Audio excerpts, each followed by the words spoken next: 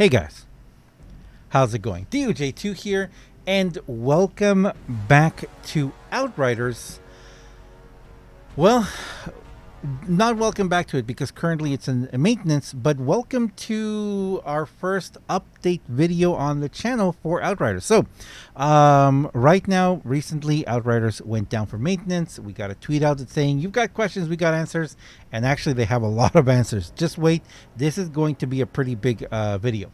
Read our dev news update below. And if you click here, you can go on Steam or you can go on Reddit. We're going to go ahead and we're going to check out the Reddit. And let me show you guys what we're going to be seeing here. So we're going to be doing, like I said, this is going to be a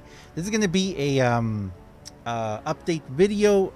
This is going to be a little different than other update videos for other games that I do, just because of the sheer size of this.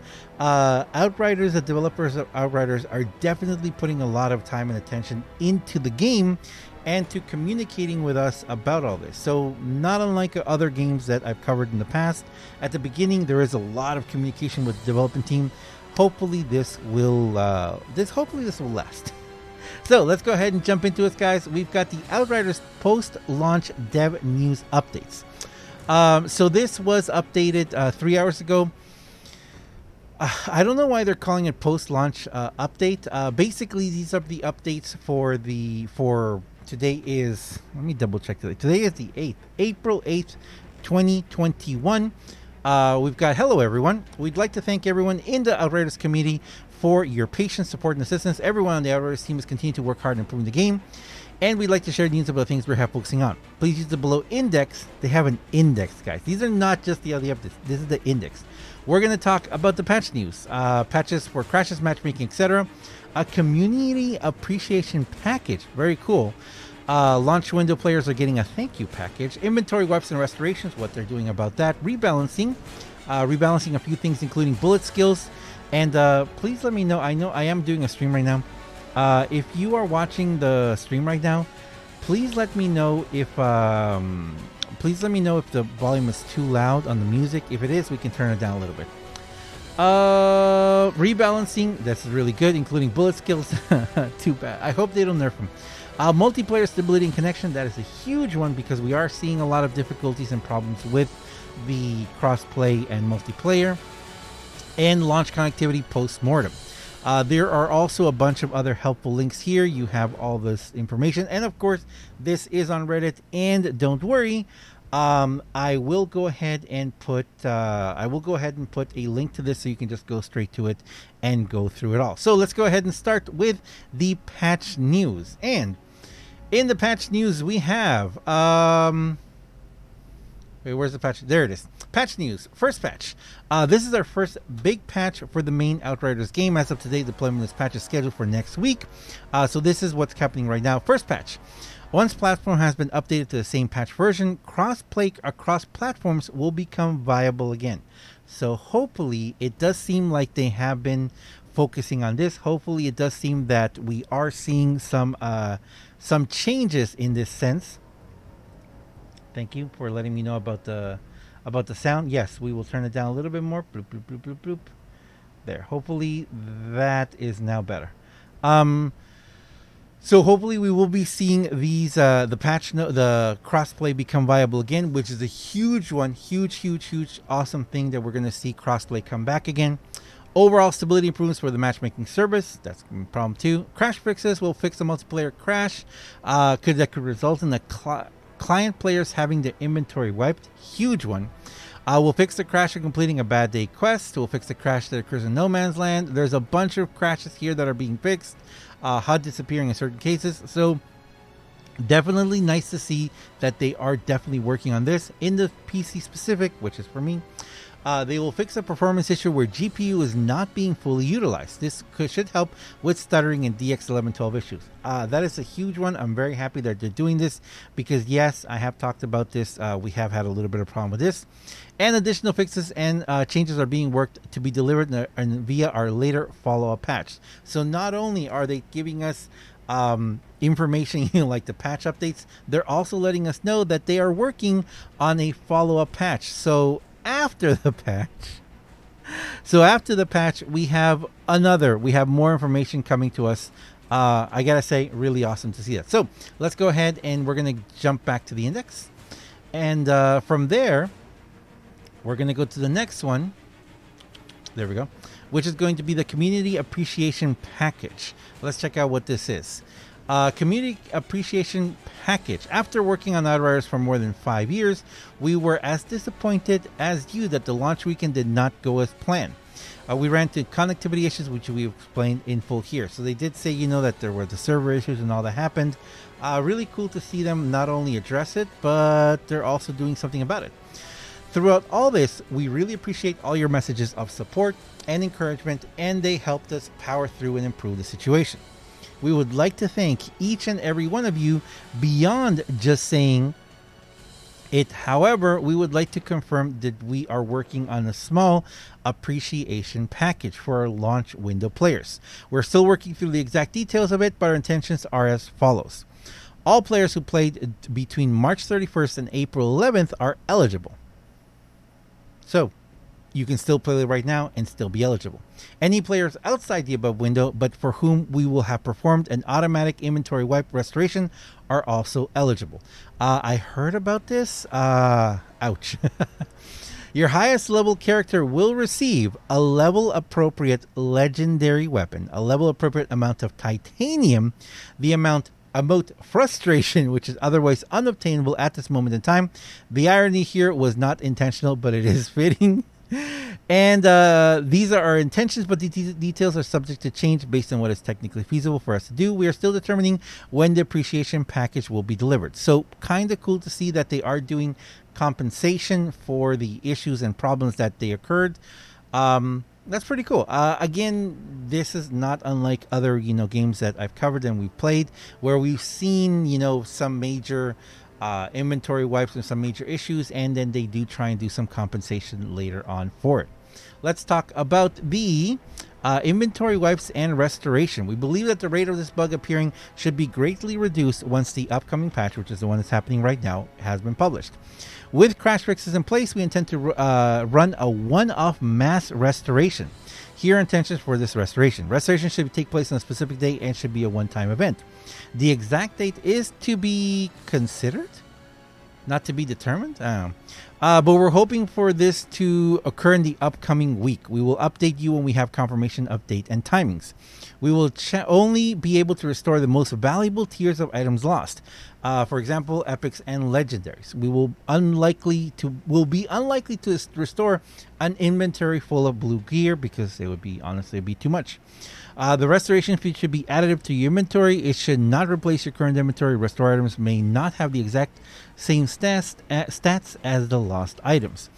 Note the restoration will not be possible for items that were required, but where the game connection was terminated before an auto save. Honestly, this is kind of really cool that they're going to this extent. This is a lot of work to do this, so I kind of hope that it goes off without a hitch, but that's really cool of them to focus on that. I thought they were just going to do like an equal amount of compensation for everyone who lost something, but actually they're trying to do a restoration. Again, the disclaimer, please note, etc., etc.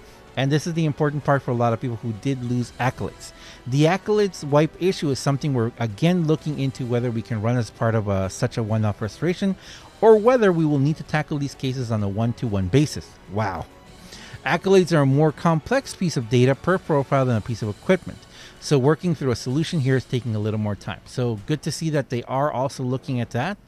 I know a lot of people did have a problem with the accolades, so hopefully, they're going to be able to get that back. Let's go to rebalancing. Rebalancing is the next one. Again, lots going on here. Rebalancing. This rebalancing work can be implemented through backend updates, does not require a patch, and will be run during today's maintenance window, which is what we're in right now. Important, balancing is done by a separate team to those who are working hard in preparing the patches.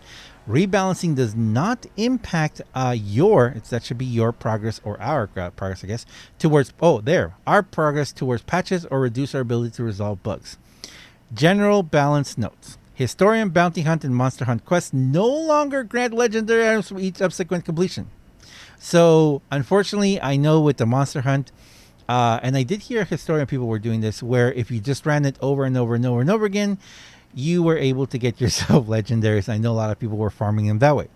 While rewarding players for completing all the Historian Bounty Hunt and Monster Hunter quests is still our intention, we did not observe unintended results when players repeated this activity in combination with a specific multiplayer bug. With this rewards adjustments, we want to limit this exploit behavior. I'm glad they did use the word exploit there. While still making the questline worth the effort. Players who took advantage of the exploit will not be punished. So it was a buggy exploit. We were wondering, was this an exploit in the game? Apparently they are saying that it is. But it's kind of cool that since it wasn't really determined, there's not going to be any punishment. Adjustment loot on specific enemies, Tuka Beast, Split Tooth, Sand Shifter, and Cold Claw. These particular beasts are being too generous considering the required effort to take them down. Chem Plant Expedition time for Gold, Silver, Bronze adjusted to 650, 1150, and 1500 seconds. Previously 957. So if you got gold on these already, congratulations. If not, wow. That's a 300-second change right there on Chem Plant. Boomtown has gone down. That doesn't gone. Still 390 though. Wow. Some expeditions seem to be too generous in the required completion times when compared to others. We want to avoid such disproportionate discrepancies, as we believe making all expeditions viable leads to more diverse and thus more interesting endgame. Now, I do have to pause here for a second and say this.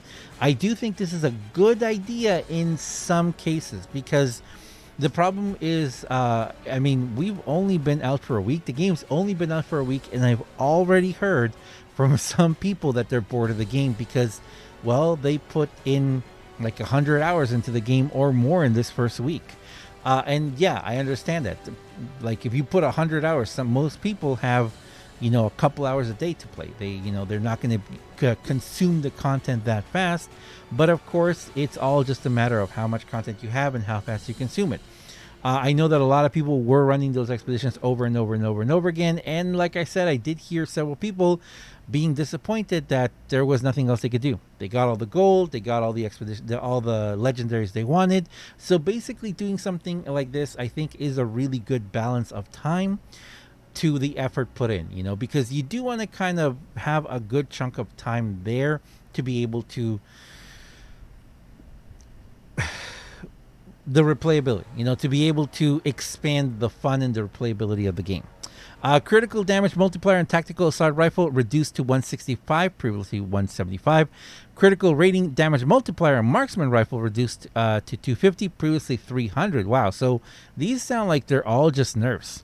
Duration of the Massacre AP buff has been reduced to 3 seconds. This is a temporary measure until we fix an issue with the stacking cap. Okay. Bullet abilities. No! Twisted rounds, blighted rounds, and volcanic rounds. Okay. While we fully intended to provide the overpowered feel for the best builds out there, we are also committed to making sure that there is a build diversity in the top performing builds. Late in the demo lifecycle, we discovered a bug with regards to the build augmentation abilities damage calculation formula. I've experienced this. How certain builds, it's ridiculous how fast you can take down some captains. The main problem with this is that such bullet-based builds require much less investment to make them top tier compared to other builds. I'm not going to say exactly. Let's keep on. To achieve this, we have made a couple adjustments. For the Trickster and Technomancer classes who benefit the most from the ability's power, it's uncertain as to whether these changes will prove too strong or too weak. So please consider this to be only the first step, as we will continue monitoring and adjusting them in the future. Just like you, we hope to see more inspiring and crazy combinations of abilities and mods. The base cooldown of Twisted... Oh, wow. Okay, base cooldown of Twisted Rounds has been increased to 25 seconds. Previously 16 seconds? While infinite uptime on bullet abilities was always our intention, it is intended to be high risk, high reward playstyle. However, given the current power of the skill, at least, are they reducing the power though? Maybe. Evolving this ability given its short cooldown, even when players fail to trigger ammo replenishment, increasing its cooldown in combination with adjusting its damage should increase that risk and make this playstyle a more thrilling experience. So, basically, because of this, if you are running like me, Trickster, you're gonna definitely try and trigger that ammo replenishment, so you can have, at least they're not getting rid of infinite twisted rounds. I'm glad to see that. I'm glad to see they're not getting rid of potential infinite twisted rounds. But yeah, I mean, 25 seconds if you fail to trigger ammo replenishment, that kind of stinks. We'll have to see. The Trickster Hero Tree nodes, Disruptive Power, Sign of Power, Outrider Execution, have their power reduced to 35%. Whoa. The combination of twisted rounds increase the power on top of the multipliers provided by class creep lead to huge increase of damage dealt by disability. It does. While we do understand the satisfaction this kind of power can bring is currently vastly outperforming our wildest expectations, and we therefore need to bring it down a notch. Yeah, because they had the whole stack on stack on stack on stack. When you stack like 7 different things across the board, you can do some pretty crazy stuff. Vulnerable status, power reduced to 15%, previously 25%. The Textomancer Hero Tree nodes. Wait, so they only... Wait, Devastator didn't get nerfed at all? Wow, okay. The Technomancer Hero Tree knows damage against poison has its power reduced to 15%, previously 30%. Wow, half. While the Technomancer's blighted rounds do not provide any damage increase on their own other than ignoring armor as anomaly damage, they do provide an excellent tool for spending the vulnerable and toxic statuses, which in turn scale out of proportion. That makes sense. Pyromancer Hero Tree Nodes, Trial of Ashes has been reduced 115% extra damage, previously 30%, so another half right there. So it looks like the Trickster got nerfed the most, and I have to agree a little bit. I guess I can say it now, which I think will be a little interesting because I'm gonna have to re-record a video because I was already making a video where. I like the Trickster the most. I like the Trickster the most, and I've been testing a lot of things with Trickster. And actually, even though the Trickster is supposed to be an up close and personal kind of combat, you know, that's its playstyle. I've been having fun making a sniper Trickster. That's kind of what I've been using, and because of what they're saying right here, I've been able to do ridiculous amounts of damage to the point where I've been able to 3-shot captains with certain snipers. It's kind of crazy, just if you're able to stack all that up. And again, of course, if you're able to do a trigger ammo replenishment on, if you have the double, what's it called, the double twisted rounds too, you can keep your twisted rounds forever. Like, you can keep it going, and the amount of damage that it stacks, it's ridiculous, to the point where you can clear out an entire area without even taking a shot on you. So I understand why they did this. From what I'm looking at here, I'm hoping that I mean, on paper and on here, it doesn't seem like it's going to be that much of a difference from my setup, but I do kind of want to see. But anyway, major nerfs to that. Devastator did not get touched though. All right, multiplayer. This is a big one because I know a lot of people are really wanting to hear about this. Multiplayer stability and connection. Co-op and multiplayer sessions are separate matter from solo play connectivity. Launching up, which again, solo play for this game requires online connection. I mean, I know that's a Square Enix thing, but come on. Co-op and multiplayer sessions are a separate matter from solo play connectivity. Launching a multiplayer session requires multiple different partners and services. Yes, especially because we have crossplay in this game. For example, matchmaking and queuing are hosted by one service partner, while the peer-to-peer relay is handled by another. Other components are hosted by other partners. A normal setup of multiplayer game, but important to mention because we have attempted to track multiplayer or co-op issues. Knowing exactly what issues appear on what point is vital. Remember, we've got multiple different services all connecting to the same one through another connection. I understand that that's a big issue, but again, they did have all that demo time. It would have been really great if they would have focused more time and attention to, figuring out back then. The upcoming patches should help alleviate crashes in multiplayer as well as improve stability and speed because of the complexity of the multiple systems involved. We will continue to improve and iterate upon these systems in order to deliver you a better multiplayer experience. In most cases, this can and has already been done via the back end without patching the game, but something we're keeping a close eye on. It doesn't seem like they're saying that you're good to go and jump back into multiplayer. I don't know. We'll have to see. Last one. Launch connectivity post-mortem. All right, so let's see what they have to say about this. Connectivity Post-Mortem. TLDR, our team worked throughout the Easter weekend. Oh, nice of them. And around the clock to resolve the server issue players. I forgot it was Easter weekend. Server issue players were experiencing. We completely understand how frustrating the experience will have been, especially given the huge amount of players eagerly anticipating the launch.